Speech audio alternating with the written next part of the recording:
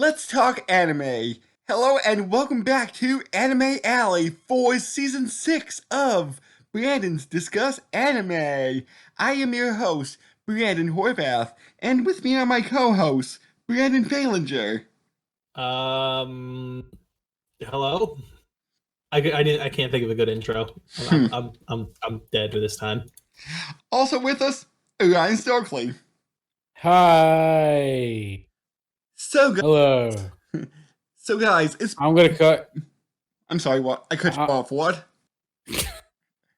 I was just gonna say I'm gonna cut you off again. Nice. Not even mad. So guys, All right, it's been about 2 months since we've did an episode. Anything been going on with you? Like, what have you been watching? I watched the Cobra Kai came out. Season 3? Yeah, season 3. Watch that. It's pretty good. If you enjoyed the first 2 seasons, recommend checking the 3rd season out. I think they're gonna probably do 2 more seasons or something. Yeah, I wasn't a huge fan of the original Karate Kid movie, probably because I never really saw it, but I know of it. I know scenes of it, but I don't think I saw the movie honestly, start to finish. Yeah. Wow, take a look at that. I'm not the only one who hasn't seen classics. Damn. I don't. Yeah, I wouldn't even count the 3rd one as part of it. The 3rd one was bad. Honestly, the first one was the best one. But you don't need to see the movies really because they do flashbacks and stuff from the movies. I mean, it would make sense to try and get the audience into something like that. You would want to have some kind of way to reference back to the original without being well, you should have seen this first. Yeah. Especially when it's this long after the actual movie originally came out. And are the actors returning? I know Ralph Macchio is in it. Yeah, I forget the guy who plays what the hell? Basically the main person that they follow, I forget his name because I haven't watched 3 weeks. So the names escape me. I could name 2 people, but that guy's in it. He's returning. The old sensei's in it. He came back in the 2nd season. I thought Pat Meyer died. No, I don't. Is that the actor's name? Yeah. Damn, I didn't know that. Oh no, not him. Not that sensei. Martin Cove. I have no idea who that is. He plays John Kreese. Guy. He plays John Kreese. You know, the Cobra Kai sensei. Okay. And then William Zabka plays Johnny, who's the Cobra Kai. Mm-hmm. Jaden Smith? That's not actually Jaden Smith. No, that was the remake of Karate Kid. Oh God, they show up. I'm like, why is Jackie Chan in there? But no, there's a few other people that show up from the movies, from all 3 different movies. I know why isn't Jackie Chan in everything? I don't know. It's not Jackie Chan. Elizabeth Shue also comes back. Are you Jackie Chan? It's just Jackie Chan. He just pulls off. It's that fucking movie where Eddie Murphy's everyone. It's just Jackie Chan instead. Yeah. Oh wait, no, I was thinking of Family Guy. Are you Fat Polly? Are you Fat Polly? I'm Louis Anderson. Oh my God. But yeah, recommend Cobra Kai season 3. And I know they had a soft reboot of Miyagi's next student that was a troubled teenage girl. Do you know if she's in it at all? I don't think so. They might bring her in one of the other seasons, one of the newer seasons, but no. I'm trying to remember. Actually, the one thing they did a callback. I think it was in season 2. Actually, that I thought was fucking weird, like wild. But in the movie, the kid yells, "Put him in a body bag," and he's like one of the Cobra Kai kids in the movie. And then like in season 2, I think he's like, I mean, in real life, the actor is dying of cancer, but so like into the show, they gave him like a send off episode, like where all the friends got together and hung out for one last time. And then they ended the episode with that dude in a body bag, like being zipped up. Oh. Yeah. So like a fucking hard call back. But yeah, and then that episode was dedicated to that guy because I think he died or something. Yeah. Like a few months after they filmed. You guys got any non-bummer things? Yeah, Brandon, what have you been watching? Well, there's one thing I want to talk about, but I want to hold it off till last, just because, like, to like not cause you issues here, because it'll be something that's very spoiler heavy for a specific game. So that way, when you like put in the whole, hey, skip to this point for when the actual discussion starts, you can just have that be the same thing. But I finally caught up on One Piece, of reading that thing through. Holy shit, that took me way longer than I thought it would. I'm like, like 120 chapters, whatever. That'll be quick. That took me like 2-3 weeks. I'm like, god damn, that took a lot longer than I thought. And somehow we're still in the same arc that I left off. What? Yeah, the Wano arc is so fucking long. Like, holy shit. That's not to say that it's not enjoyable. It's just real fucking long. God fucking damn it. We are finally starting the, like, real battle, I should say, against the 2 of the 4 emperors of the sea, who have decided to form an alliance after hating each other for years. They're like, yeah, we'll get the One Piece, and then we'll murder each other.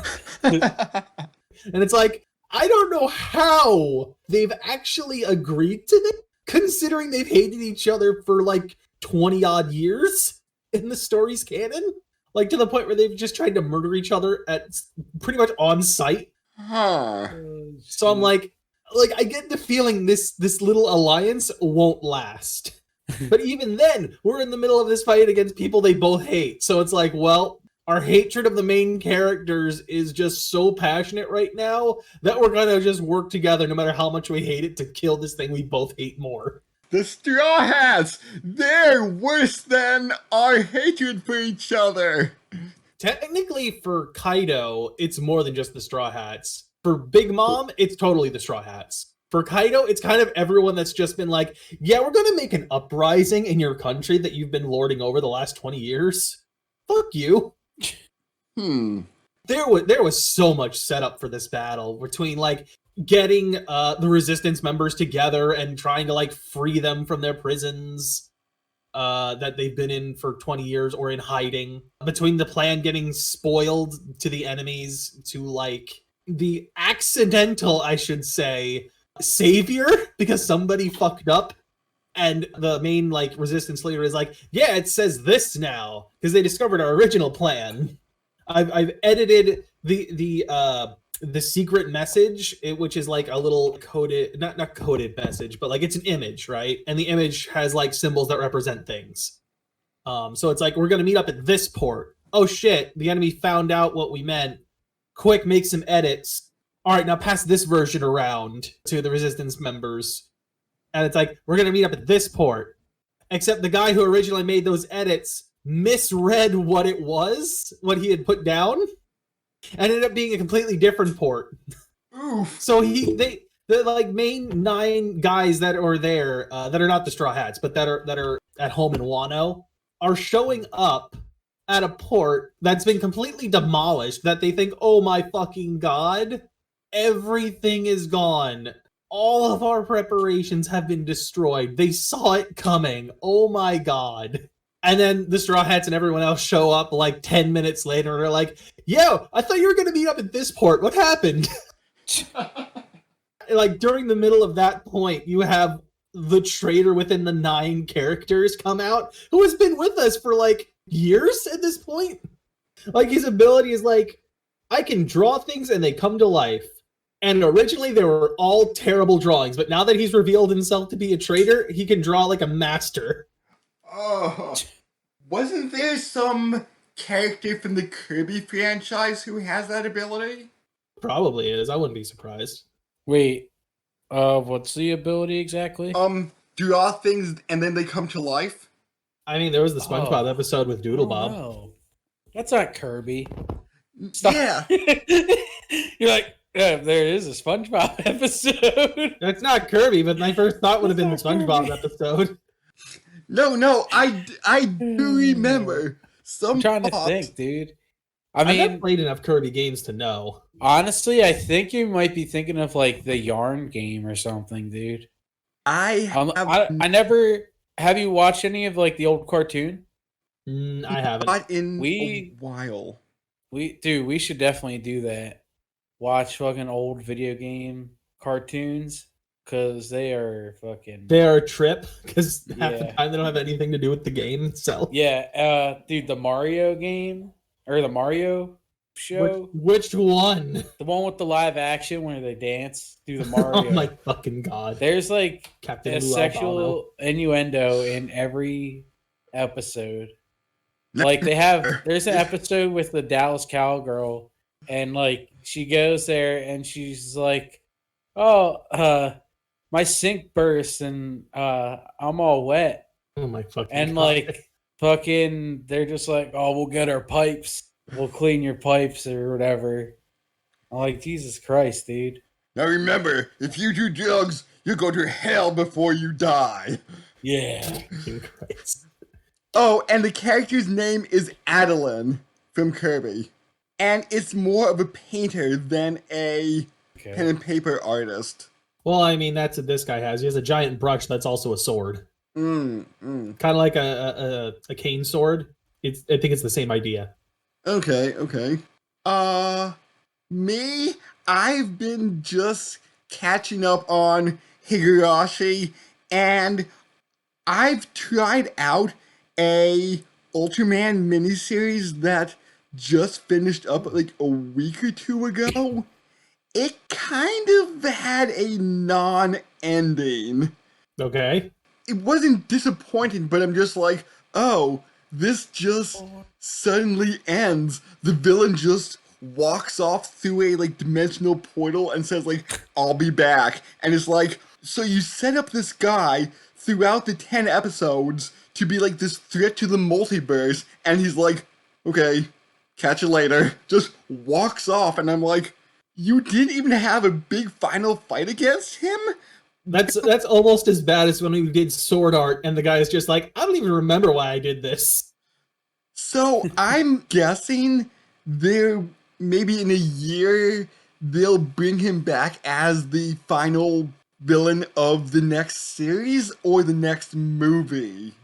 I just feel like they're setting him up to be a threat that's not yet fully revealed. Okay. Speaking of like weird exits for a villain, I guess it's almost been a month now. My guild in WoW, World of Warcraft, we did the whole raid in Castle Nathria, and the last boss, Sire Denathrius, after you beat him, he just like, so there's like, it's in a vampire castle, and there's like mirrors that you can walk through that lead to different parts of the castle, and it teleports you, I guess. And after you beat him, he just walks through one and does like the Skeletor smash it, where Skeletor walks through and just punches it, and it breaks, so we can't follow him through. So now we don't know what's gonna happen. Just a silly villain escape that reminded me of that. And the one other thing you wanted to say, Brandon? So, I need to ask this first. Have either of you two heard of the game 13 Sentinels? No. No. So, anyone that wants to play this game, get the fuck out of here now and skip to when we start the actual review of this anime. The timestamp will be in the description as it is usually. Yes. So, how much you guys like sci-fi? I like sci-fi. Yeah. how much you guys like literally every reference to any possible sci-fi movie you can probably think of that has been like big in the last, I don't know, 20, 30 years. Actually, I should say 40 because 80s. Interesting. Yeah, I mean, I kind of find it maybe a couple of references, but too much fan service. I guess I'd have to hear what this is a game about, what the game is about first. See, that's the hardest thing to talk about because there's so much like wool over the eyes bullshit in this game where you're just like, oh my god, this is actually happening when you thought it was this the entire time. It just constantly does that all the time. Also, here, let me go ahead and post this in our chat. Let's see here. Is this one general, right? Yes, cool. Here. Just this image. Because this is quite literally how the entire game looks. It is all literal 2D painted sprites and that shit looks moving. like freaking... Ooh. What's that? Tumblr? That looks like Tumblr art. All of it is 2D art that's moving. Here, let me pop this one for a second. Oop. There you go. Like, Ooh. that shit is all moving. Like, the characters move, the backgrounds are fully painted. That looks cool, though. You're sitting here going through two different things. You're going through, like, RTS battle game, like a battle game, but then you can jump into story modes that look like that. You start off with kids in a school, and it evolves into time travel, and then all of a sudden, wait, is it actually teleportation and not time travel to, like, there's a UFO apparently buried under this city, to the point where it's like we get to the edges of this city, and normally you wouldn't be able to tell, but there are now walls here that were never here before. Almost like the interior of a spaceship. You're talking with somebody that's in like a satellite somewhere orbiting over a planet that apparently isn't actually Earth, even though you're like in 1985 Japan. What? Wait, does that big robot thing move around? Huh. Damn, that's pretty cool. You're fighting things they call kaiju that are like giant mecha monsters. Yeah. Isn't kaiju just mean like big monster or something like that? Yes, usually, yes. But my point is, like, you find out that there are Terminators? Like, one of the main characters shows up, she's got, like, a torn part of her leg, and you see just Terminator parts underneath? And this is a character you play as, but you see this character from another character's perspective doing this. Huh. Literally, one of the last things that I've seen from the playthrough I've been watching has been like, oh, literally the entire thing that we thought is real isn't real. Oh. We've all been like living in pods, and we've been dreaming this place. What? Yeah. Then the other part is like, you guys are just like getting zapped into your sentinels, but apparently you've been in there before. Like they're the giant robots. Like you've been there before, but you don't remember it. Like there are different iterations of these characters from the past or the future. Like it is such a fucking weird ass amalgamation that just like you can play any character in any order to a certain extent. Like they do stop you. It's like, no, you need to complete this other character's event before you can progress this part of the story with this character. But it is all over the place, from like future assassins to like big business corporate CEO moves to like nano machine technology. Like it is all over the place, and it is fascinating to see just how like woven, I guess, the narrative is to how you get completely lost on what is actually going on until the end. Huh. And even now, learning the whole like everything we thought was real is in fact a giant dream is still just fucking exploding my brain. Because I'm like, but then wait, what the fuck has been this like this fucking like colony project or whatever that they've been saying they've been working on? Huh. Like from what we know of the original timeline, supposedly, of like what happened to original Earth, some kind of nano machine virus got in and started destroying everything, and apparently even the Earth itself has become uninhabitable from what I understand, right? There's like 15 people essentially left that are like, look, we need to create this thing and we'll make like clones of ourselves or whatever and send it off to another planet that's habitable. Thing is, it's going to take fucking forever, so we'll have the clones start up as they get close. And then you have like shit that's quite literally backstabbing assassins in there, and it's just like, the fuck happened to this project? All we have are some logs, and even those are getting cut off. What the fuck? It is one of the most confusing things. So, speaking about confusing things, should we dive into today's anime? Confused, yes. Okay, Ryan. Yeah, I've got like nothing left on this besides, if you're interested, go fucking watch a playthrough of this, because god damn is it crazy. And what system is it on? I don't think you said. It is only on PS4. Otherwise, I would be suggesting us to play this shit and not watching it myself. Okay, Ryan. Today's anime, Golden Wind. Golden Wind. It's aka Vento Ario. Vento Ario. Yeah, Vento Ario was the name of the manga. And It's just the Italian version of Golden Wind, really. Okay. I don't know. How about they race like giant birds, like they fly them. Wait, are they Like it's giant a flying village? chocobo? Basically, but yeah, it's like I don't know, like these people they hang out on like the steps, you know, like like plateaus and whatnot, not Yeah. like actual steps, but yeah, then they raise giant birds to race. And Okay. that's kind of like what they're. So what you're telling me is, And different regions race each other. what you're telling me is, one of the things that we're going to hear as this happens is a quote that goes along the lines of, "Now this is bird racing." Yeah. That actually sounds like an anime I'd be really interested to see. I'd be very Yeah. curious because I could see some crazy stunts going on with that shit. Yeah, there's rivals and like different regions would race each other. Damn, dude. It's wacky races with birds. Yeah.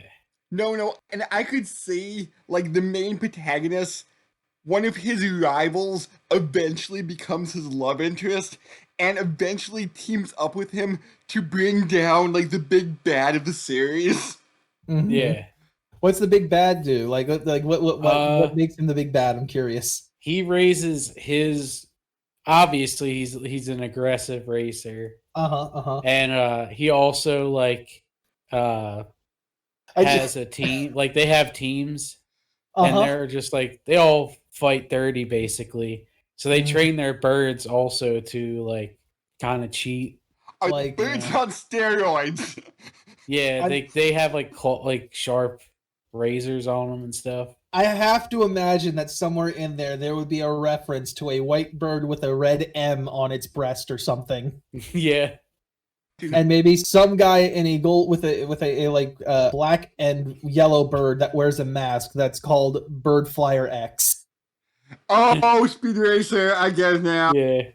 That'd be And of cool. course, there'd have to be a reference to like Dick Dastardly somewhere where his partner's a dog. Yeah. Well, Where he just like the starting line goes and the bird just like dies and falls to the ground. Yeah. It's like, well, he's out already. Well, unfortunately, Ryan, you are incorrect. Damn. Can we steal this idea for a movie maker? I'd love to keep expanding this. Okay, Sure. we will come back to that for a movie maker's special. We will come back to this. Because like that, I love this idea. Yes, We should just write a script.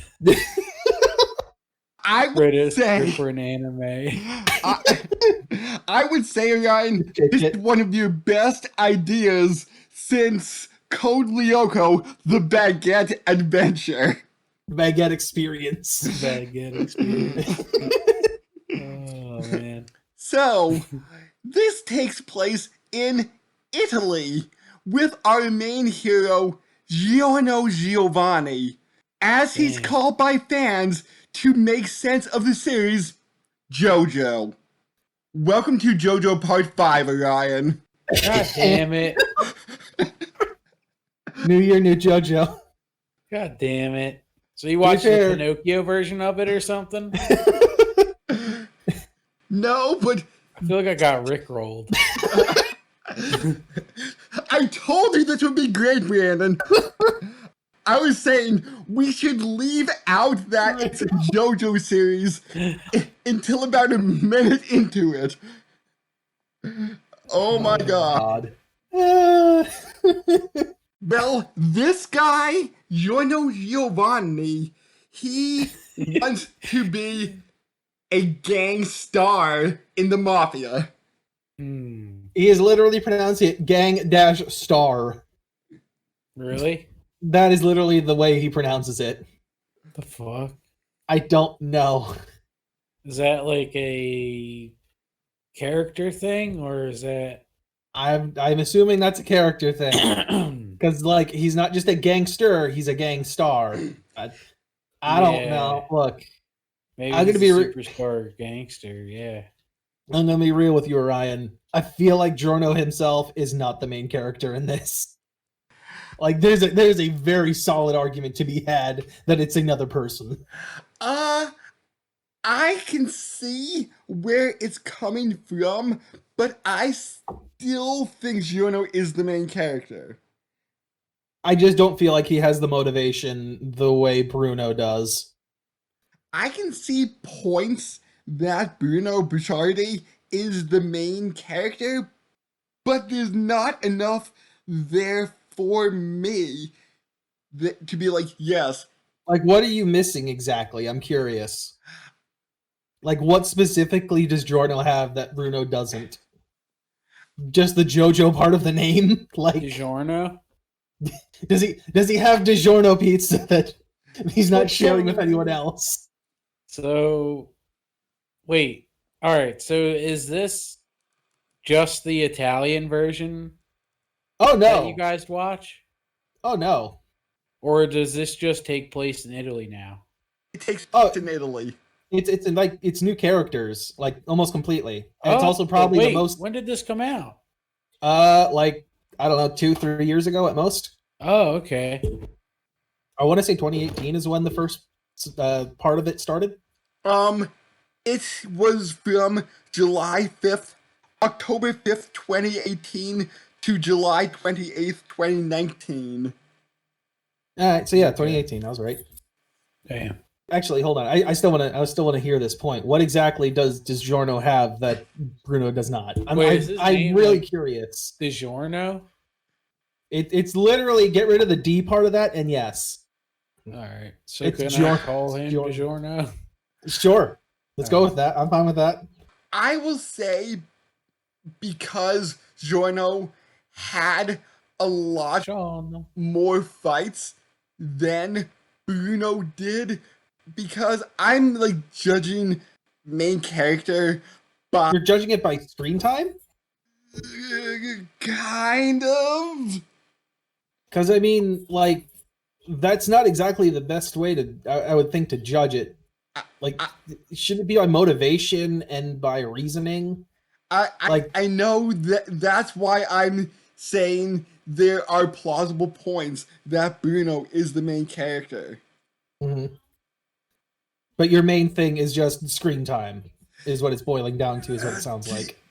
To me, that's what defines a main character. And I know that could be wrong, because I do know of... Crap, what was that one? But I heard of this one tokusatsu series that the main character was the guy's apprentice, even though like the main hero of it had more screen time and everything. Mm-hmm. Yeah, so yeah, I could see there's plausible points that Bruno is the main character, but I don't know.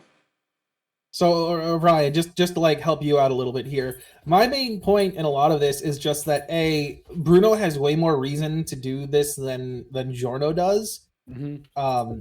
Giorno's whole shtick pretty much starts, let's say, when he's like a kid. His mom ends up marrying some Italian guy. The guy beats Giorno. And then one day he finds like one random person who's like being chased by mafia at that point, and essentially turns away the guys looking for him in the opposite direction. Mm-hmm. And now this nice gangster man is all like, "Hey, I'm gonna make your life better now." And now all of a sudden Giorno's like, "I want to be a gangster like him." Wait, isn't that what happens kind of in like the regular JoJo series? No? Like, I thought JoJo and that other dude are half brothers or something? Or isn't one of them adopted?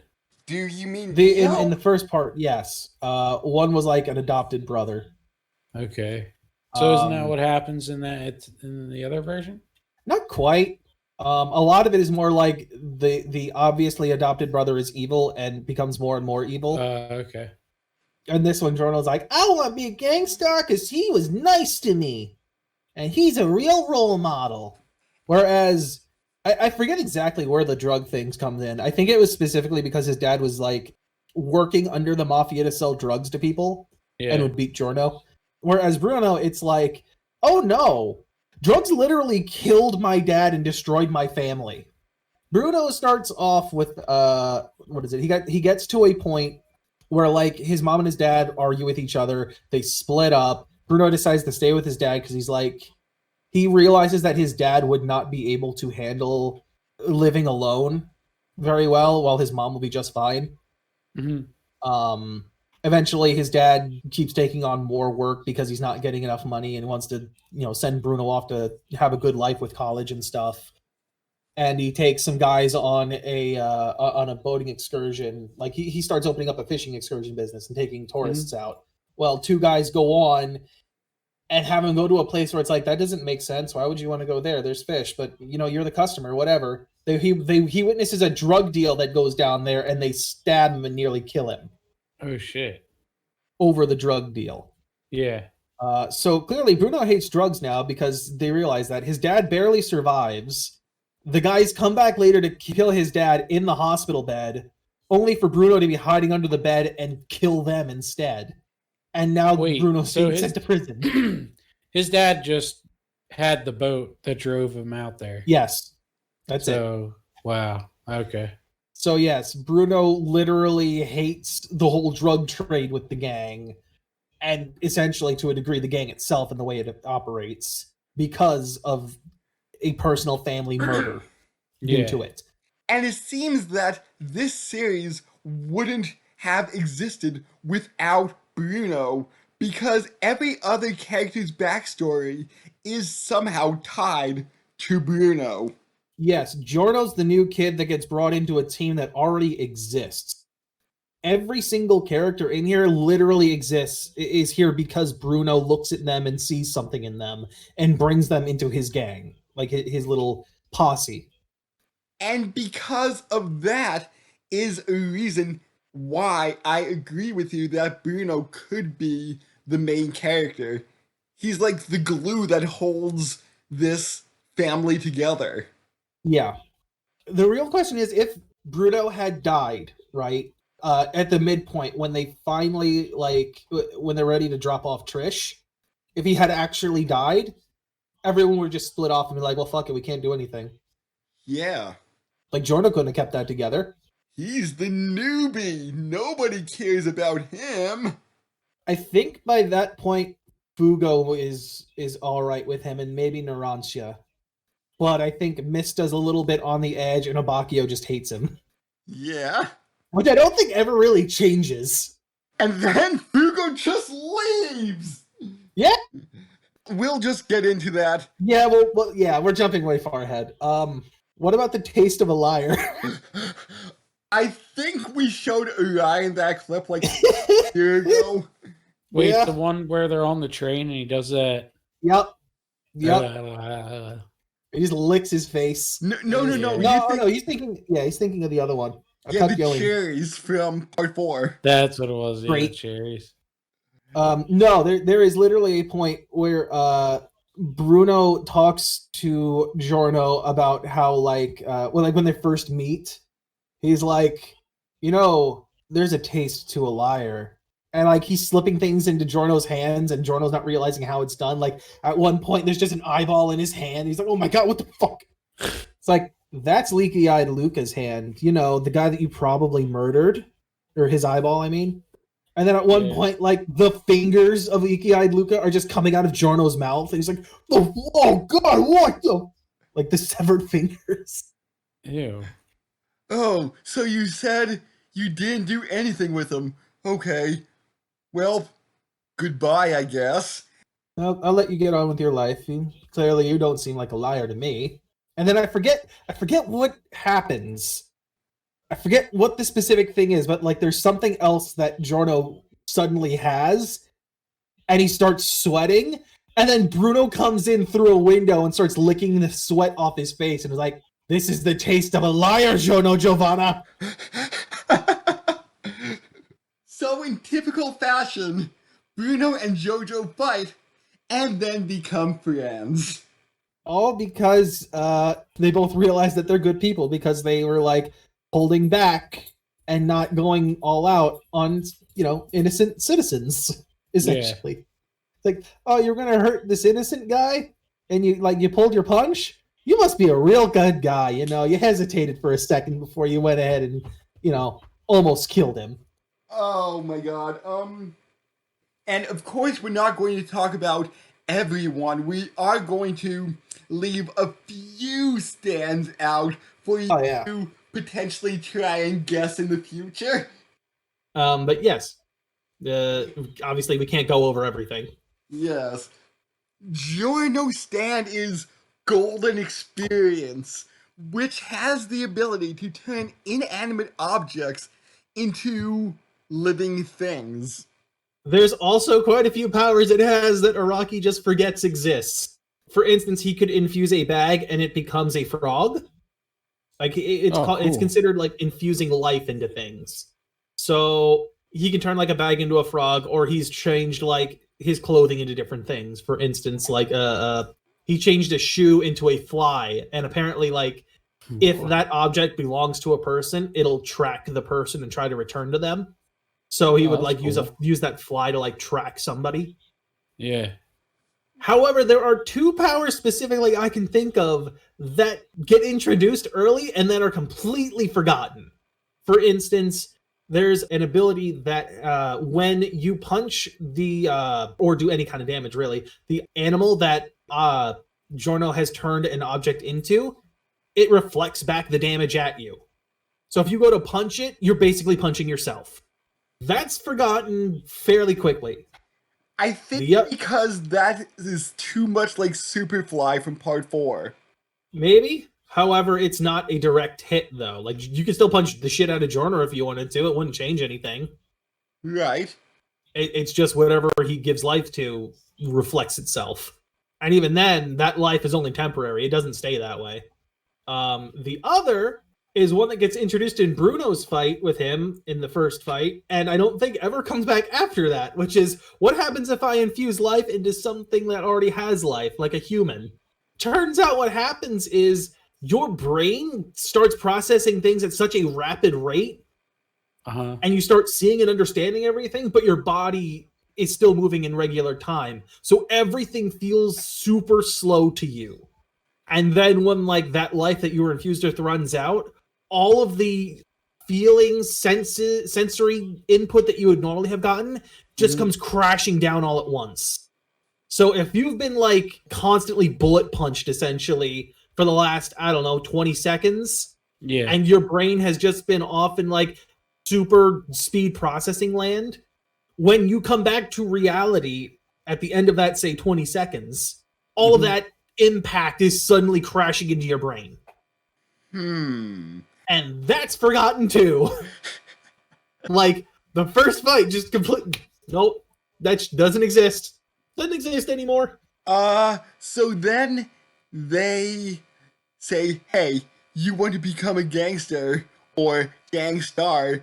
Hey, you need to meet up with this guy and pass his test. He's called a capo. He's essentially your captain. And above him is more or less your connection to the boss. So their main goal in this is to become a capo, move your way up the ranks of the mafia to take down the boss so that you can stop being a drug empire. Yes, we want to stop the drugs. But all the other shit that they've pointed out, the extortion, the murdering, the influence and corrupting government officials, that's all good. That's fine. But no drugs, though. Drugs are bad, Kay. Drugs are bad, okay? Drugs are bad. So It's so stupid. You're perfectly fine with everything else. It's just the drugs are the problem. well, drugs mess up everybody's life. I get that, but you're like your version of what is right and wrong here seems very off center. Oh my god. So they have this test. You must keep this lighter lit for a full 24 hours. And the thing is, this guy's in prison, so you're doing a pat down before you leave the prison. How can you keep this lit? Oh, actually, we should mention Bruno's stand is called Sticky Fingers, and it puts zippers on things, which can either separate things, put things together, or it could allow you to travel through things. For instance, he uses a zipper on an innocent citizen in order to literally live in, like, use him as a bodysuit, so he can get away from Giorno at one point. Jesus. So, how do you keep this lighter lit for 24 hours when you're being patted down out of the prison? Yeah, because this capo's in a prison. He's just crashing in there, just being like, yeah, didn't really matter if I leave or not. I mean, they give me all the stuff I need. Plus, I corrupted them, so they give me like TVs and like these really nice fruits and a shit ton of weapons behind hidden walls. The thing is, if the lighter goes out and you try to relight it, that activates his stand, who is this thing that if you would step on his shadow, it would be able to track you. It can't leave the shadows. And the thing is, if you do, it triggers on anyone who sees the lighter go out too. It's not just the person that let it happen. It grabs you, holds you in place, and shoves an arrow out of its mouth into you. And if you remember from part 4 what arrows can do to people, you either awaken a stand or you die. So this is all a test to give people stands to see if they're worthy of becoming part of Passion. Arguably, it's also to see if somebody can actually get it done, because I think when they start giving us backstory to the other main members of the group, I think Narantia specifically was able to actually pull it off and not even get a stand stabbed into him. Like the way it was translated, at least made it implied that way. Like they made it sound like he succeeded at the actual test that he was given, and not that he was stabbed with the arrow. I think Fugo failed and was stabbed with the arrow, though. Also, if you haven't noticed, a lot of these people are named after food. They're pulling a fucking Dragon Ball here. Dragon Ball. Oh, man. Can we just talk about Mista, who I know we brought this up in Orion's Bizarre Adventure, where you were guessing the stands, but Sex Pistols? Yeah, Sex Pistols, what about them? They're great. Oh, that Johnny Rotten thing I didn't like about this series. The stands are more talkative in this season for some reason. I mean, it's only really specifically Sex Pistols. Spice Girl talks. Dude, That's true, Spice Girls does, but even then, she doesn't do that much. It's only for the one episode. does the Sex Pistol one act like Johnny Rotten or something? No, they're very obnoxious, and apparently they need to eat food for some reason. So it does act like Johnny Rotten. Yes. Like, they pick on each other, too. There's 6 of them, and they pick on each other. Like numbers 1, 2, 3, 5, 6, 7, because 4 is super unlucky. Mm-hmm. He says everything bad happens to him when the number 4 is around him. Like, For instance, the whole reason he's even in the gang, you could consider bad luck because there were 4 guys that were coming at him and he fired 4 bullets at each of them. Or 1 bullet at each of them. So 4 bullets went off. 4 people. All of a sudden he was put in prison. Yeah. Even though he was defending some lady that was about to get raped. And there's, like, this one scene where they need to escape on a boat. We can't choose the 4th boat. Let's choose boat number 1. I like Mister. He is a really good character. He is very funny. Especially the shit that goes on between him and Trish later and near the end. It's great. I'm guessing they get together. They do not. Oh. Like I said, they never actually give us an ending to Trish, and I want to say in the manga they do, but I looked again on the wiki about this because I'm like, I thought they did, and the wiki says it was in a different thing, so maybe I just looked up the wiki at the end because I'm like, Trish never got an ending. So I could have just looked it up and I'm misremembering at that There point. is Narancia, who has Aerosmith, who is plane that it's literally like a World War One. It looks like a little old propeller styled plane, right? That's got like little machine guns on it and can drop a bomb, which I think he only ever does once. Yes. Also, he can track you with like what is essentially a scouter that like through Aerosmith can track people's like carbon dioxide readings. So he can see where you're breathing, and based on that, he can track you down. We have Abbraccio, who has Moody Blues, which is basically he can like reenact any event. He just needs to know where it is, and he can trigger his stand to reenact an event, and it will take on the appearance of the person who was there. Except it'll have... Cool. Well, it's even cooler because like the sound effect for it is literally like a VCR rewind and fast forward and shit and play like an old VCR tape set. That's pretty cool. It's even got a digital readout on like the forehead of the person it's imitating. And then we have Panacotta Fugo, whose stand appears the least because it's so dangerous. And because he leaves. That too. His stand, Purple Haze, is this psychotic, drooling monster of a stand that has these crystals on its fist. If one of the crystals breaks, it will release this nerve toxin that will kill anything with it. It's not a nerve toxin. It's literally like an acid because it starts like melting your flesh. Isn't it more of a gas though? Yes. Like the virus keeps reproducing inside your body, and I believe it starts destroying it from the inside out. Like it's not nerves specifically, because otherwise it would just be you're paralyzed and can't move. It's literally like an acid almost. Yeah, some show I was watching last night dealt with nerve toxins, and I'm just like half remembering that, I guess. Was it 007 or something? MacGyver. The new MacGyver. There's a new MacGyver? Yeah, it's on its 5th season. Oh, who plays MacGyver? Lucas Till. Not familiar with him. I remember the name, but that's about it. And it might have been because you told me about this before. Yeah, I probably brought it up once or twice before. But yeah, that is Fugo's ability. It also makes sense because I feel like a lot of these are way more aligned with like the characters' personalities than they have been in the past. These stands. For instance, Fugo's got a very bad attitude. If he if he's put under a lot of pressure, he will snap and just go nuts. For instance, he was being put under a lot of pressure by a teacher who seemed to be very interested in his little boy parts.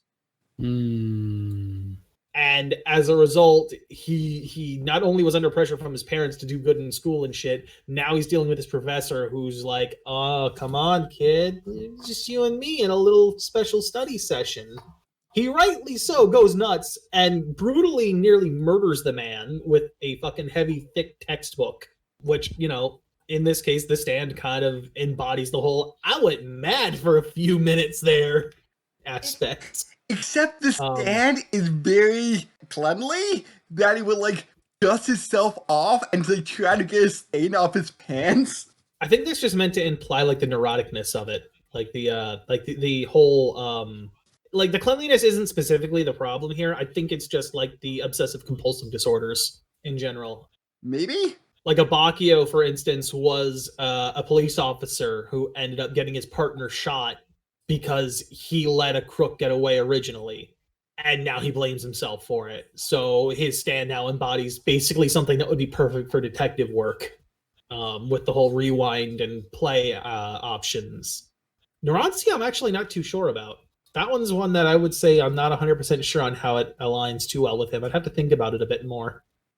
So, now that the one capo is dead because Giorno got mad at him for wanting to kill him with his shadow stand.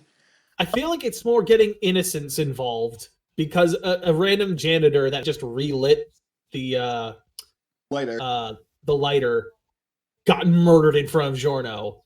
And then him and one of the other characters that was investigating him from part 4, Koichi, gets dragged into it too. So yeah, there's a bit of like, no, you're pulling innocence into this. Fuck you. So he turned one of the guy's bananas. No, he turned a gun into a banana. Mm-hmm. And the guy was like, ooh, time for a snack.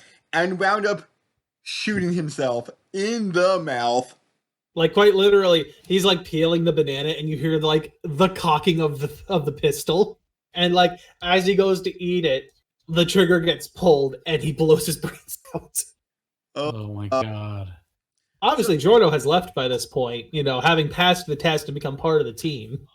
So they find out this guy had a lot of money, so they need to. So we go to dance on a boat. Yeah, that scene. That was so random. Literally, they gotta go on a boat because Bruno knows where the shit is like stashed, and like they just have a random ass dance scene with 3 of them on the boat, and it's fucking hysterical because it's out of nowhere, but I love it. Yes. Shit. Oh my god. So they need to track down this guy's treasure. And once they do, they get a mission from the boss. Defend his daughter from assassins. Oh shit. Can I also point out that during that entire dance scene, there's this one guy who's just a severed head at this point, who's getting his eyes fucking burned out by the sun. Oh yeah! Because they were interrogating him? Yeah, they're trying to interrogate and torture him. So, all these... Hold on. Hold that thought for a second. There you go, enjoy it. The fuck? It's so psychedelic. Do they ever dance ever again? I don't think so. What the fuck? I mean, I'm not going to shit on the dance moves. They're pretty solid. So weird, dude. One might say it's bizarre. Yes. Yes. I'm just wondering how this was done in the manga. I have to go back and read it because I don't remember for sure. I remember the panels of them dancing, but I don't remember specifics. Oh, okay. So they need to save the boss's daughter from all these assassins. Mm-hmm. And bring them to the boss. Or bring her to the boss. And skipping a bit here, we find... before we get to the one bit, how about Man in the Mirror? Oh, yeah, what about Man in the Mirror? I thought that was a pretty interesting stand. It's definitely an interesting idea. And I can see exactly why it would be like assassination proof, because the guy literally can like his stand is basically a world behind mirrors. He can go into it freely, and then he can choose who or what to allow into it. But it reflects the world itself perfectly. If only, it's just kind of mirrored, obviously. So if you go right in the outer, in the real world, you go left in the mirror world.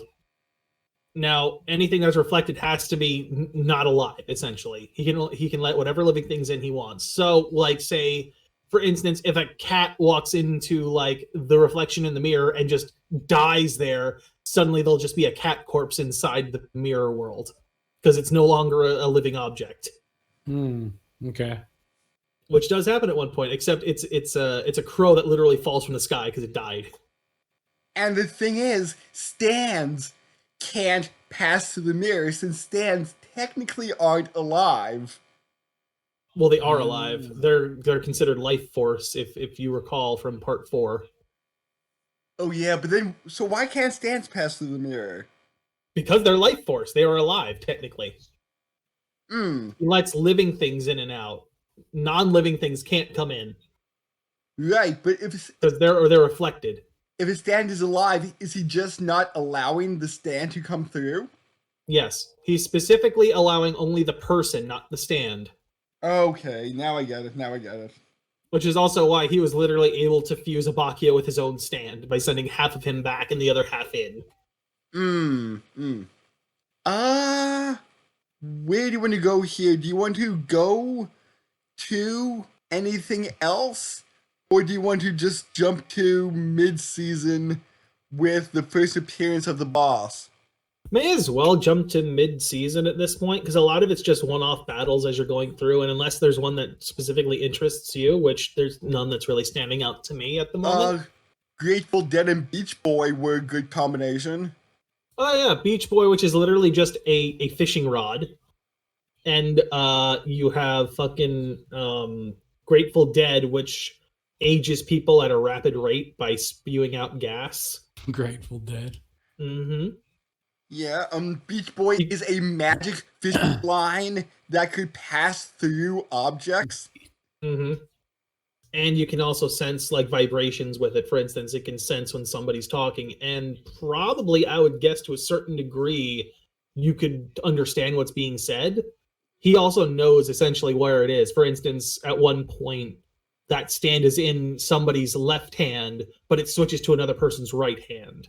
And he's like, wait a minute, something feels wrong. That it's in the different hand. What happened?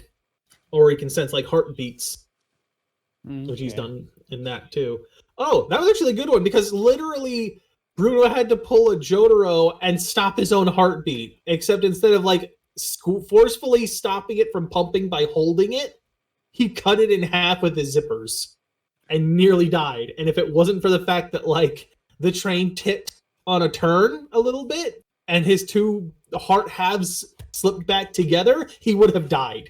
Mista also has, like, a good chance of just straight up dying a lot. Yeah. Oh, there's one other thing I want to point out before we jump to the mid-season. So Giorno, thanks to another stand, figures out a way to start healing people. So another stand kind of, like, starts taking chunks of people's body out of them. Like, for instance, Giorno loses, like, a square-shaped cube, including his eyeball at one point. Well, Giorno realizes he can just make another one using his stand. He can just make an eyeball out of something and just pop it back in, and he'll be fine. The question comes up, since he does this to a lot of other people, what happens if Giorno dies? Yeah, what happens if Giorno just dies? Do all these parts just go back to being what they were? Like, Mista would have died a shit ton if Giorno hadn't done this. So if Giorno dies at some point, does Mista just suddenly have a bunch of knives and needles and a whole bunch of other, like, random objects just in his body now? Like, changing back? Does he have a brooch for an arm now? Yeah, right? It's so weird to think about it, because if Giorno ever A, decides to undo it, because he could probably just undo it if he wanted to, or dies, everyone's just going to have random objects back in their bodies and giant gaping holes and missing limbs. So, we find out that why the boss wants his daughter back so bad is because he wants to personally kill her. We should also point out that nobody knows who the boss is, and nobody, except for those very high within the ranks, are even able to contact him. And even then, it's through like email or like very untraceable means. So Orion, your thoughts on the boss wants to kill his own daughter? Makes sense to me. You know, DNA testing is a thing. They might be able to trace him and figure something out. Yeah. I don't know. We should also point out, because we kind of skipped over it, about Mr. President, Oh yes, because that he actually becomes kind of important later. yes. I think we also discussed that on the Stan guessing video. The turtle with a safe room on its back. I'm gonna have to pop off for a second. So if you want to continue the conversation, a little puppy wants to go out right now. Oh, okay. So I will be back in a little bit. So, turtle with a vault on its back? Yes. Let me just pull it up for you. No, it's Coco Jumbo is the name of the turtle. So Oh, okay. yeah. That crystal is a safe room that people can teleport into whenever What they, the hell? and it's like a fully stocked room with like a refrigerator, electric lights, everything like that. The stand is the room itself. Oh, okay. Yes. What the hell? So the boss wants his daughter identity to be a secret from everybody else because they go, "Oh, the boss has a daughter. We can find out who the boss is now." And the boss is kind of worried about his identity getting out because, hey, Yeah. he's the head of the mafia. He doesn't want anybody to know who he is. So at that point, everybody's, he says, like, only one person can bring Trish to me.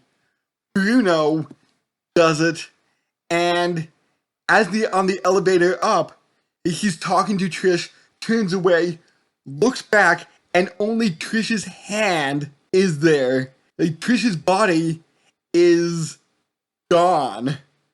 So what happened to Trish? And that happens in a second, maybe 2 seconds. So he finds out that Trish is somehow kidnapped from the elevator into the basement.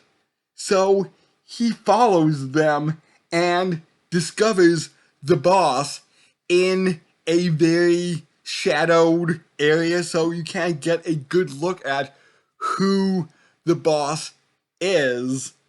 Yeah. Yeah, so, and everything that Bruno does, the boss seems that he knows what's going to happen. And I'm going to have to leave it here because I don't quite remember exactly how the fight with the boss goes down. I know that Bruno winds up very badly injured at the end, and Joino comes to save him. Yeah. I'm back. Okay. I was just talking about the Bruno's fight against the boss. Oh yes, okay, And that's a solid one. yeah. And now that you're back, I wasn't 100% sure how the fight exactly goes down. Does Bruno manage to use sticky fingers to land a hit on the boss? Since the boss seems to know exactly what Bruno is going to do. Oh, he does get to hit Bruno at one point. Because if I remember correctly, King Crimson has a cooldown period between when he can activate it. It's not long, but Bruno like throws a punch and he pulls the same stunt he learned from Giorno, where he unzips his hand to extend his reach. He does land a hit. There was also the point where I forget if he tricked the boss specifically or not. No, he sent him down into the sewer pipes or something, right? Mm-hmm. And that was how he bought himself some time. Yeah. And the boss's ability is King Crimson, which we will get to just a little bit later because, oh boy, How does King Crimson work? I Himself. don't understand. I don't understand. They define it as one thing, but it doesn't make sense.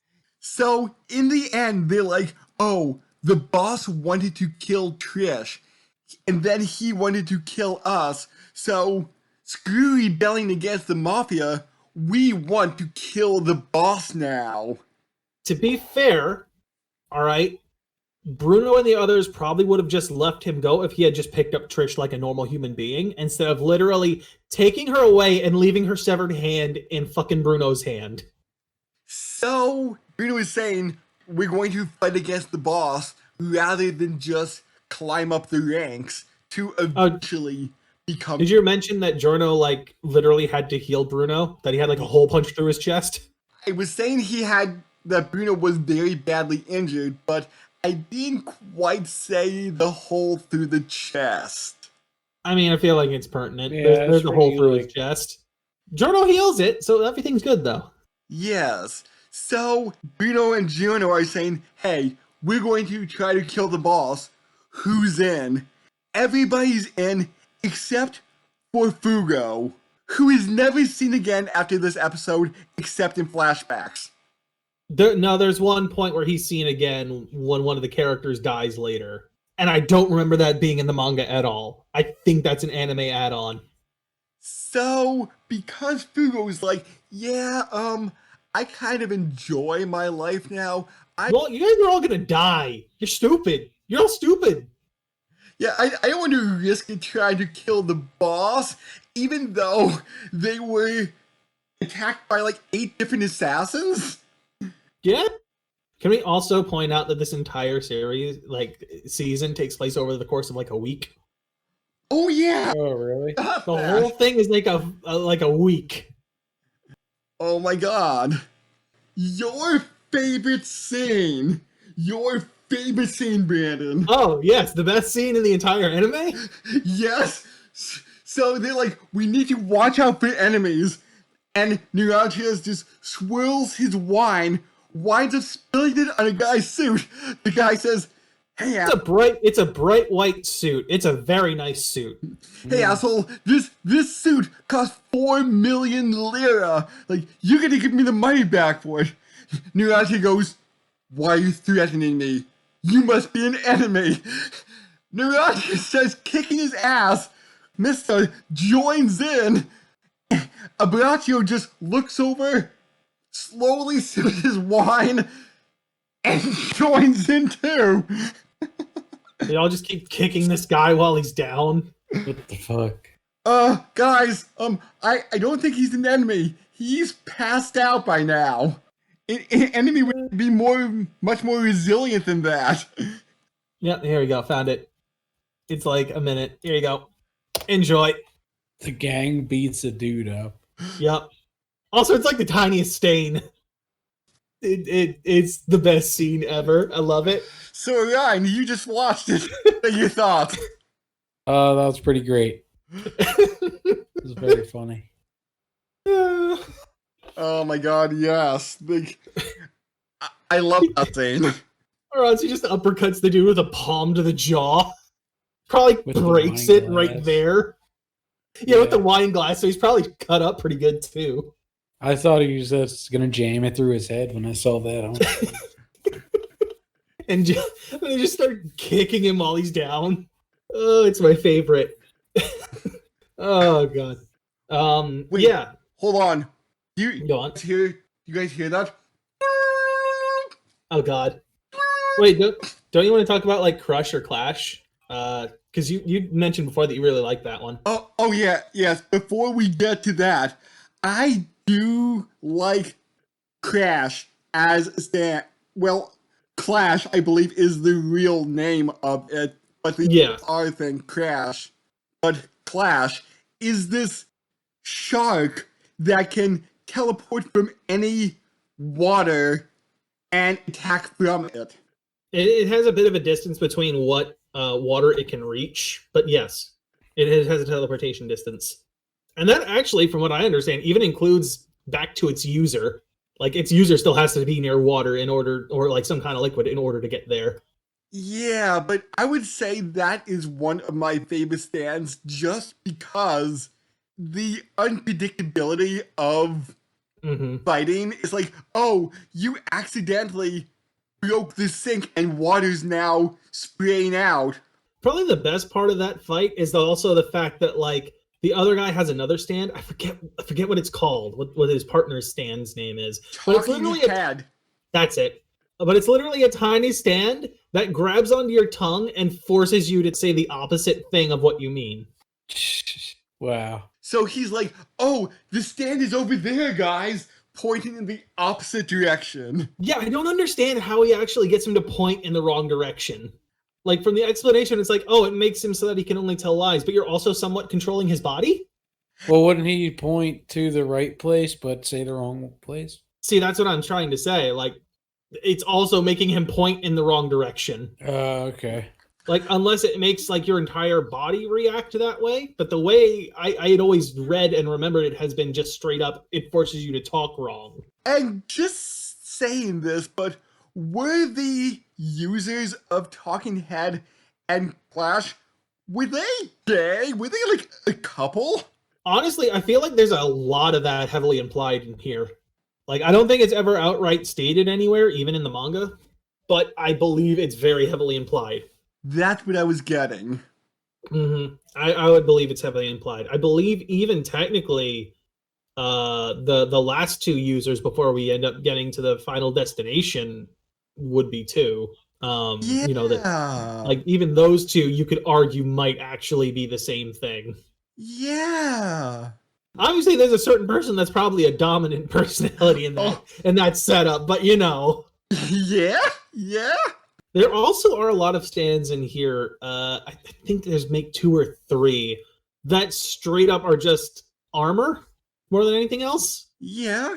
Which is cool that Iraqi's just going, okay, we have things that attack you, but what about things that are more defensive? Mm-hmm. Let's answer the phone. Uh-oh. Which one? There's a lot of them just laying around. How about the ice cream phone? The ice cream phone, yes. It's very cold.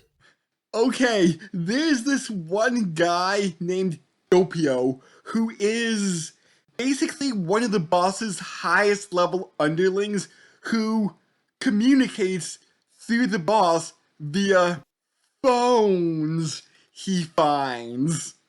So he just calls from random phones? Yes. This phone may be a hood ornament, it may be a cigarette, it may be a frog. You can tell Doppio fully isn't there in the head. Yeah, he's not quite all there. At one point he completely destroys a taxi driver and is like, "You have a phone in here, don't you?" And he grabs like this dangling. It almost actually, is that a reference to one of the Studio Ghibli movies, I think? Like The Cat Returns or something like that. But it's like a cat that's like a person, and he just answers it like it's a phone. And he's the one constantly doing the ringtone. Like it's coming out of his mouth. He ends up having a fight with a guy that has the stand Metallica, which is cool. That draws like the iron out of people. They didn't get sued by Metallica? It's called Metallic over here. Like they dropped the A. Okay. But the actual name is Metallica. But yeah, it drains iron out of people. It's also got some magnetism and does some like electromagnetic bullshit where it can cloak the user. He nearly beats Doppio completely, even though Doppio has been granted a little bit of King Crimson's power. For instance, the ability to like see a few seconds into the future. That's a pretty cool power to have, I guess. Mm-hmm. Yeah. But either way, Metallica's user dies. Doppio is so drained of blood, he's eating frogs for the iron in them, like raw living frogs. Ew. He then manages to sneak in because he looks like a 16-year-old kid and ends up killing Abacchio while everyone else is off on their own. Yeah. I believe Bruno and Narantia are looking for the guy because they find Metallica's user. And how Abakio dies is he's using Moody Blues to go back 15 years to when a picture of Trish was taken with her father. Trisha's mom, actually. Okay. So, and the father was the one taking the picture. So, hey, now we know who the boss is if we can have Moody Blues go back 15 years. And take on that appearance. But it's going to take about half an hour because To rewind that far. as the rewind is happening, Abakio gets killed. But not before Moody Blues manages to smash its face into a statue and leave an imprint of the boss's face. Oh, okay. And then it died? And it died immediately after that. Damn. Yep, so no more Abakio, who I think is one of the more useful stand users this season. He's very much useful, just not very combat effective. Then we get to the point where they get directed by a random secret person to go ahead and, like, come to the Coliseum. I have a way for you to kill the boss. Oh, and we Beating Crimson. mention Trish gets a stand that can make anything softer. To, like, an elastic consistency. And that's about the only time she uses it in the Stan's debut episode. Yeah, she uses it like one other time in a minor point, and I guess in the final battle a little bit, but that's about all. She doesn't get much screen time, which kind of sucks. Probably in some of the fighting games. Oh yeah, definitely. By the way, we may actually need to like cut and come back at some point because this is going to take longer than I first thought. Okay, so I believe we All right. left off where they got a mysterious message from somebody that said, hey, go to the Coliseum. I know how to beat the boss. Which I think there's no other stand battles besides the Green Day one at that point. I think that's the last one. No, but Green Day, that is a disturbing stand. Oh, if you read the manga, it's way worse.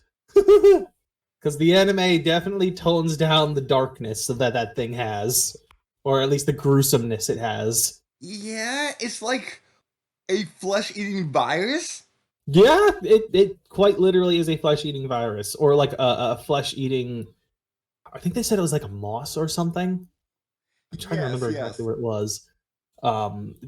It's almost like a flesh-eating moss or something. But it only triggers when you like move down. Like if you go down the stairs or something. So you need to constantly move upwards. Upwards or straight. Either one. As long as you don't go down in altitude, you're fine.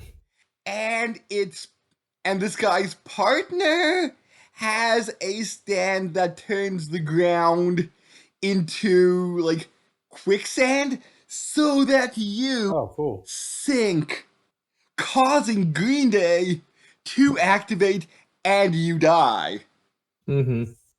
Also, what was his stand name again? Oasis. Oasis, that's it. Yes, Oasis also allows the user to just swim underneath the ground, basically. Oh, cool. Problem is, he can't see where he's going. He uses his hearing. But the relationship between those two stand users is, interesting. I mean, Green Day's user is quite literally a doctor who in his past just kept finding more and more creative ways to kill patients. Like he started off, he worked in an old folks home, right? Yeah. And he would just overdose them on drugs and tell them horrible things like how their family just hates them and shit. He's like the angel of death, basically. Basically, yes. Much more twisted than just like the angel of death, but yes. And Oasis's user was one of his patients who survived and now is like some sadomasochist person. Like the user for Green Day, I'm blanking on his name again. He kind of reminds you of the Joker, I'll be real, because of his hairstyle. It's Chocolata, that's right. His name's Chocolata. Dude treats the other user, again, blanking on the name here, like a dog. Like, literally gives him sugar cubes as a treat. So you did a good job. I'll give you 2 sugar treats. Secco. And the guy, like, literally will like shake his head like a Scooby-Doo character, like Scooby-Doo himself actually, and it's like, all right, how about 3? And like nod his head vigorously, yeah. And then he'll like toss them, and then Sekko will just end up catching them with his mouth.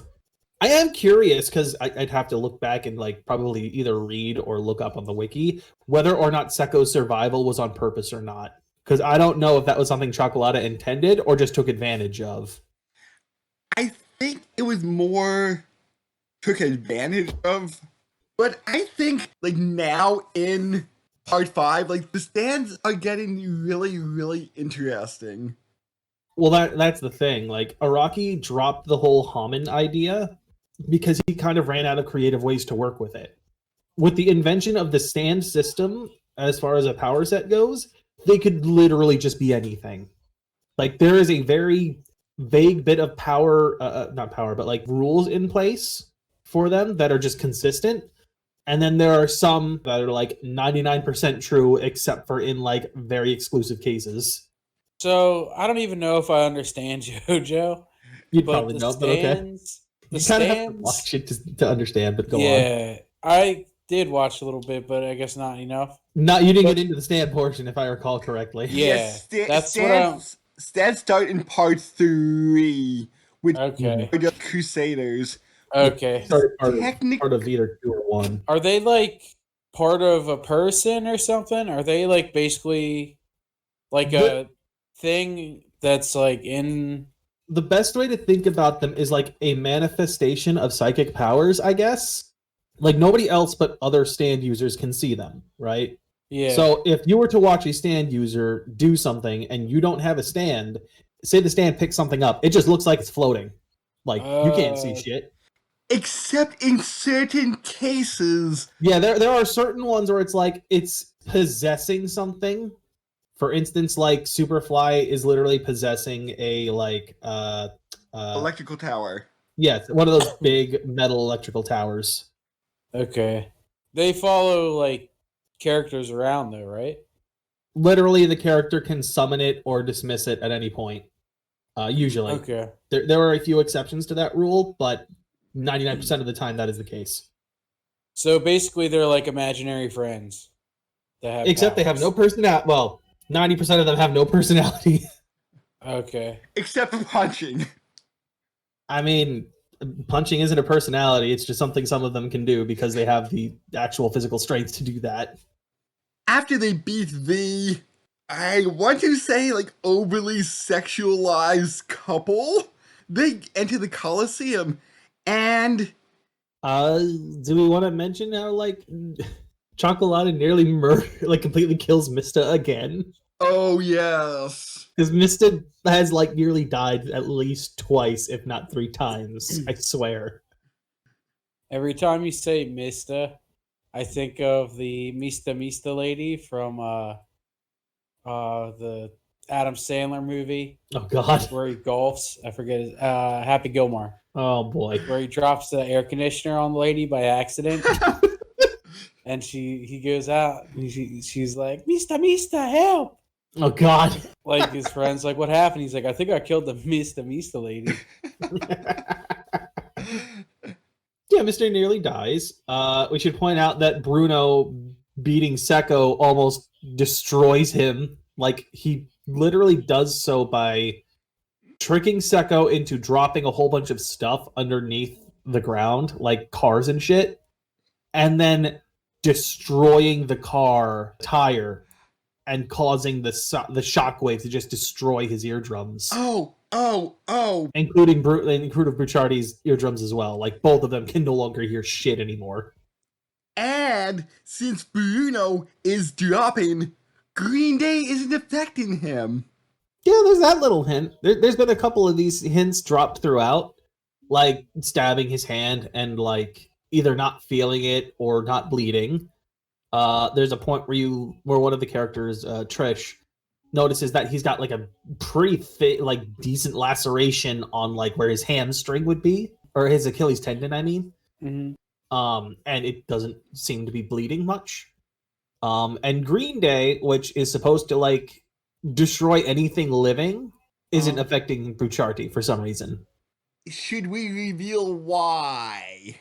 I mean, after they've been beaten, it kind of becomes obvious. They Bruno yeah, what happened? basically a zombie now. He is technically a zombie. When he first met the boss, he did in fact die. When Giorno got to him, the way I think it's set up, and I would have to go back and double check as far as like a wiki is concerned in this. I think he was literally at the point of just passing. And when Giorno managed to heal him, it was only enough to give him a few more. Well, it was only enough to allow his soul to return to the body, but the body is still decomposing. Like it's not really alive. The heart isn't beating. Oh, dang. Like he's quite literally living on borrowed time. Yeah, because I think they said something about Giorno gave him a little bit of extra life energy. Mm-hmm. Because it's very clear, like they state quite literally that Giorno cannot bring someone back once they are dead. Because all he's doing is replacing body parts. Even if he would heal a body to full, that does not return the soul. So Bucciarti's soul had to be barely clinging to his body when that happened. Like the body itself must have just died or something. Okay. So in the Colosseum, Oh, as our good buddy Doppio just like, drags him into the Colosseum. And because Bucciarti can't see anymore, like because of the decomposition, he can't hear. All he's barely doing is like being able to sense someone through his stands. Like this is one of the weird things about stands that is in this part where it's like you can kind of sense stand energy and shit. And I'm not sure how much of this is for everyone and how much of this is just because of Giorno's stand shoving energy into an already dead corpse. so he thinks Doppio is Trish. Yes. Doppio, at this point, we may as well reveal it because it's going to happen in a few seconds anyway. So Doppio technically is the boss. And because the boss is Trish's dad, there seems to be some kind of overlap in like how they feel to stand energy or whatever. Like how the stand energy feels, I guess, or whatever. It's a weird overlay. Because again, this is the only time I can actually remember that this type of thing ever happens. So it's kind of just up in the air. Yeah. So there was one funny part where Doppio is they're dragging Bucciarti. He's like, oh, I have Bucciarti. I don't know what I'm going to do with him. And then he gets a call from the boss. Of course. And he's like, why is the boss calling me now? And Doppio's making the ringing noise. Bucciarti's like, I know you're doing something. What's going on? Like he can sense something weird's happening, but he can't tell what because he's still blind and deaf. He probably doesn't really have much feeling in his fingers either, like as far as any of that goes. And we find out who was waiting in the Colosseum is none other than Jean-Pierre Polnareff from Part 3. Except now he's in a wheelchair and has an eye patch on. Yeah, the good old Frenchman, one of the only people to survive from Part 3. Yeah, one of like the three. I wonder if he met up with JoJo afterwards. Well, they mentioned they were looking for the stand arrow in the flashback, and that was about 2 years after the Dio incident. I mean, it's been like 15 years since Part 3-ish? Something like that, yeah. So Part 3, I think, was 88. I just wonder if it, like, hung out, grab a beer, it's like, hey, how's your daughter doing? Oh, I left her in town and just forgot about her. I spent, like, an entire summer in this other town in Japan. Hanging out with my nephew. You have a nephew? Oh, yeah, the old man decided to, skip out on his marriage. Okay. Like, God fucking damn it, Joseph. So, if somebody is stabbed with a stand arrow, they get a stand. What happens if a stand is stabbed with a stand arrow? Well, we found out in Part 4 what happens when a user that already has a stand is stabbed with an arrow. They get a new power. Yeah? And that kind of happens here. It's a bit more drastic. It's like the stand evolves. Well, see, here's the other question, right? And this one I think is a fair one. Or does the arrow grant what the user's not the most important, but the biggest wish is, or like the most important wish that they have when they're hit with it, right? For like Kira, it was, I want to find a way to keep myself safe, which was literally to give him bites the dust. Right. And just basically rewind time, essentially. And in this case, it's, I need to beat King Crimson. So here's the power to beat King Crimson. It is the most bullshit Deus Ex Machina there can possibly be, and yet at the same time, it's such a good use. Yes. Polnareff's dying wish, since he fought against the boss. And yeah, actually, here, let's explain this bit first, because this is kind of interesting. So Doppio starts climbing the stairs toward Polnareff, even though Polnareff essentially is like screaming, like, who the fuck is that with you? I don't have any information on them. So he's been spying on Bruno and his gang for a while. Doppio and the boss, Diavolo, look completely different because it's mentioned that alternate personalities can look different, and this is just basically taken to the extreme. Yeah, this is like an extreme example of that, where you see Doppio, who looks like he's maybe 16 to 18 years old, you know, skinny and young. And then you get, as he passes behind a pillar between himself and Polnareff and comes out the other side, he looks like a completely older version of himself, with his hair all flying back, not tied up like it was as a kid. He now has like a cheetah pattern, like a pink cheetah pattern for hair. He's way more bulky and like muscly. He is most definitely a guy that is probably in his 30s, like his early 30s, I would say. Also, is that a reference to the Pillar Men? I'm curious now. Just a play on the name. Maybe. Because Doppio goes behind a pillar and becomes a man. Oh my god. So yeah, long story short, Polnareff has met Diavolo before, and the reason Polnareff is as like fucked up as he is and had to go into hiding is because Diavolo found out he was searching for the arrow and ended up just like murdering him outright. Or, you know, nearly so. He like literally, Polnareff lost 2 legs, one of his arms, which somehow got reattached, I noticed, and an eye, and was left for dead at the bottom of like the crashing waves on an island. And now it's time for everybody's favorite game. How does King Crimson work? It erases time, but it doesn't? It gives people some form of amnesia?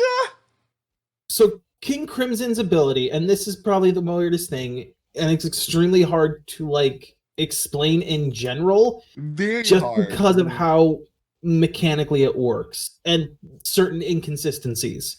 Supposedly the anime does it better than the manga, but I don't think by much. So the best way I can think of to explain it, right, is like, let's say you have a comic strip, right? And a character is you see a character in like 3 panels and they're walking from one side of a room to another, right? You have them at the start, the middle, and then the other end of the room. King Crimson essentially removes that middle panel, and only the user knows what happens in that time frame and can move around freely. So whatever action was taking place at the start when King Crimson activates follows through until the end of King Crimson stopping it, which is about, what did they say it was? Like 10 to, was it like 30 10 seconds? seconds. It was 10 seconds. Okay. So it's about 10 seconds of time that just, to anybody's knowledge, does not happen, even though they're still moving and doing whatever their action was at the start. For example, if you would ask me for a soda, the soda would appear in your hand. Hell, here's a perfect example. You go to throw a ball, King Crimson kicks in, ends, and the ball's back in your hand. and you don't remember anything happening in between.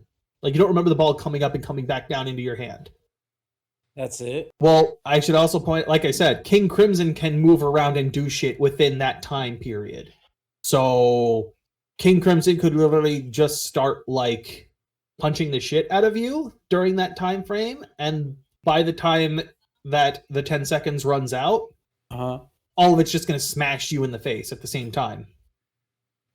Oh, shit. speaking about punching, I'm just going to rewind to Green Day for just a second. They had a 7-page punch down of... Oh, right. Speaking of which, I didn't really mention that. I only mentioned this offhand, but like when you see Green Day activate, literally body parts are being like decomposed and like crumbling off of people. In the anime, it's literally just looks like green moss is around any of those areas. Like if your legs break off, the like moss or whatever is all around it. In the anime, or in the manga, I should say, it's way darker because like you get to almost all of the gore. But yeah, Giorno is super pissed, so he does a 7-page muda on Green Day's user. Just punch barrage. 7-page punch barrage of gold experience beating up Green Day's user and throwing him into a garbage truck. Oh, and I think we forgot to mention, Giorno is Dio's son. No, we mentioned this. I thought we mentioned it back at the start. I forgot. We did have to pause this recording for a while.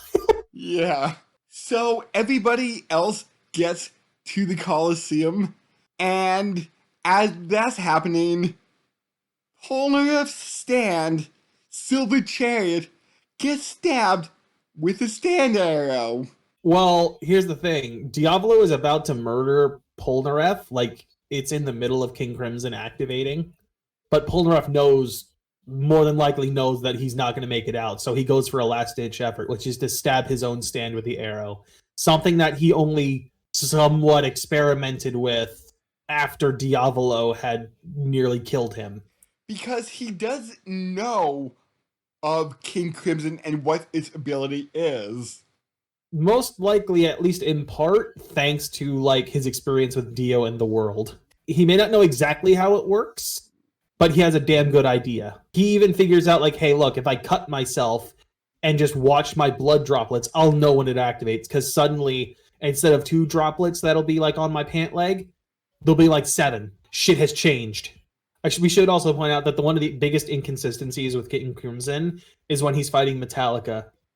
And for some reason, he can hold down Metallica and activate his ability, and bullets for some reason pass through him. It's one of the biggest inconsistencies in what his power is that doesn't make sense. Like, he suddenly has ghost powers with that. And it's bullets from Aerosmith, another stand. So those should, in any circumstance, connect. So why he can suddenly become intangible doesn't make sense. They just wrote that in there? It's just in there. I don't know why. It's the biggest inconsistency that I've seen, and I have no idea what it really means, and it's never done again. Oh my god. Rocky forgot. Silver Chariot evolves, and it now has the ability to swap souls. It swaps people's souls with the closest thing to them. So everybody is body swapped. Ooh, crazy shenanigans. Freaky Friday.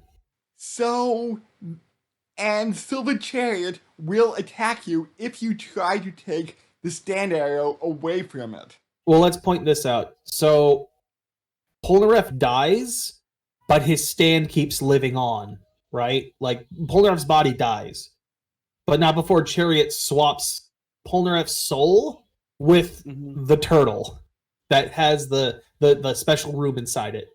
So I assume that the turtle's soul dies at that point, because the turtle soul would be in Polnareff's body. And for some reason, the turtle can now talk? Yes, Polnareff can apparently make the turtle talk. So he can talk to them through the turtle. Meanwhile, yes, Silver Chariot, who now looks for some reason, he goes from looking like a somewhat comical rapier-wielding knight to like a shadowy looking like cowboy almost with this evolution. And he's just carrying the arrow with him, very slowly walking away. And if you try to attack him, the attack is reversed. Like it does one of two things. It'll either drive your stand insane and or force it to attack you. You throw a punch at it, that punch will immediately like disappear and come back and hit you. The hell? Like Mista fires Sex Pistols at it, right? Mm-hmm. And the bullet disappears and comes back at him with the Sex Pistol like literally going insane, saying things like, "I'm gonna fucking kill you, you piece of shit!" Ah! And Like frothing at the mouth, insane. And although one of them still has a bit of sanity left, I mean, I think it's only temporary because the others come in and smack him around. yeah, that's what I kind of meant. Yeah, it's like a temporary thing. But that's only for like I assume the stands that actually have a personality like those guys. Yeah. So let's point this out. Okay. Giorno is inside of Neurancia, and vice versa. Trish and Mista have swapped, and Trish is obviously like, "Why do I have hairy knuckles? It's so wrong." And Missy's like, "Where did my dick go?" You stink! Have you smelled your armpits? And like Mista's just like touching Trish's body, and she's like, "You better not fucking touch me like that! I will fucking end you." So the question becomes, who's in Bucciarti's body? Who's in Diavolo's body? Where has our boss gone? Especially when you're working with a dual personality like that. So you assume Doppio is in Bruno's body. Or the boss. Well, someone's in there. Yes, but he's not trying to kill us, so... Well, that body's also falling apart, so... Mm-hmm. Suddenly, there comes the boss. Boss comes down. Oh my god, Bruno's in the boss. His soul's still around. So is the boss inside Bruno's body? The answer may surprise you, because all of a sudden King Crimson activates, and Giorno's body is just stabbed through on this gate that's right above their heads. Oh, No, damn. Neurancia's body. What's that? You said Giorno. I thought it was Neurancia's body. No, because Giorno is in Neurancia's body. It's Yes. Giorno's body. Okay. Because Neurancia dies because of that. And then Giorno is teleported back to his own body. Well, he heals the body, and he's like, no, he's gone. Like, there is no soul. I can literally feel my soul just slipping back into the empty husk. Mm-hmm. Which happens, and they just kind of leave Neurancia there, and are just like, I wish we could bury you, but we're in the middle of this shit. So Giorno just has like a bunch of flowers grow up and around his body. So Neurancia is dead! Sad, because he's probably one of my favorite characters in this part. Yeah. I mean, he's the guy that fucking starts the dance. He's the guy that fucking, like, starts beating up the random guy. He was the best character. He started all the best scenes in this part. I was sad to see him go. Yes. And these are no longer going to have spontaneous dance moves. This makes me sad. Or just spontaneously beating up a random person. So yeah, Giorno is back in his own body. And we still have Diavolo, Bruno around. As well as Trish and Mista mix. And Polnareff Turtle. And they're like, it couldn't have been him. We're too far away. Like, his ability is only has so much range to work in. And we're too far away from Bruno's body for him to be in there. There's no way. Plus, the body hasn't moved. So the question is, where the fuck is he? Is he around us? Where is he at? Where's the boss? Also, Mista shoots Bruno's body's legs just to make sure he can't walk or go anywhere. So it's like, nah, I just capped you in the kneecaps. You're not going anywhere. You're staying right there. Which I assume that Doppio at that point just kind of dies because he's the one in Bruno's body. Yes. He also gets a line along the lines of like, boss, I was always wondering where you were, and now I finally remember. Like, if I finally realize it. You told me you had to go, I guess as like the soul thing was going on. You told me you had to leave, and now I know you were with me the entire time, boss. It's a bittersweet end, I guess, in Doppio's case, because it's kind of like he realized that he himself was the boss, like that he could be that cool and badass if he had actually wanted to or tried. But then he dies long before he could have ever achieved that, even though he was being used the entire time. So they beat Silver Chariot by realizing that if you step within a certain range of it, it will attack you. So you need to destroy this like orb above your head that casts out shadows, and then doing that returns everybody's soul to their original body, including Diavolo. Diavolo, yeah, that's right. I'm dumb. Never mind my incessant blathering. It doesn't make sense. So Diavolo is now there, and he's a little bit pissed that people now know who he is. I'm trying to remember what happens to Bruno's soul at that point. I think Go back. He's still in. He's King Crimson is inside of Trish. Like it took over Trish's body, right? I'm not sure now. Yeah, he's still in Trish or slash Mista, I guess. Yeah, he's in Mista. That's right. Trish and Diavolo are both inside of Mista's body. Oh, okay. Yeah, remember? Because he like drags out Spice Girls and literally punches it to move the body further to like try and catch the arrow. He's still inside of them. He does break it, like the mystery light that's like behind your skull, that kind of like is your returning fire and is able to then grab the stand arrow. And obviously King Crimson now has the stand arrow. Now what's going to happen? He's going to be the ultra strong man who can no longer be defeated. Yeah. Because thanks to seeing what Polnareff did, he knows exactly what would actually manage people to give them the power to defeat him. So, after a fight, Giorno manages to get the arrow and stabs it to Golden Experience. No. Doesn't Diavolo accidentally stab Golden Experience? No, I believe Giorno gets the arrow after some quick thinking and managing to like more or less trick King Crimson and the boss, and stabs himself with the arrow, and that's when we get Gold Experience Requiem. The ability triggers and King Crimson thinks he manages to get the arrow until everything starts rewinding. And it's like, this is what would have happened had Giorno not gotten himself stabbed. And Gold Experience Requiem has the ability to revert to zero, whatever the hell that means. Yeah, it's a very weird term. Let me just read off the wiki ability. Just because, like, to try and understand what this means. Gold Experience Requiem's ultimate ability is to revert actions and willpower back to the state of zero, completely nullifying them and preventing them from becoming real. He removes the effect from the cause, which is the opposite of what King Crimson does, therefore manipulating causality. So basically, Orion is confused. right? Yeah. But it's basically saying that, like, you fire a bullet, I'm going to get rid of the injury that bullet caused and reset it back to zero. Oh, okay. He's going to get rid of the effect to the point where the cause would have happened. Okay, I got So it. if the effect is, oh, he pulled the trigger and I got shot, the effect would be, we're going back to just before he pulled the trigger. Then you have like a little bit of time to change the outcome. Well, see, here's the most interesting part.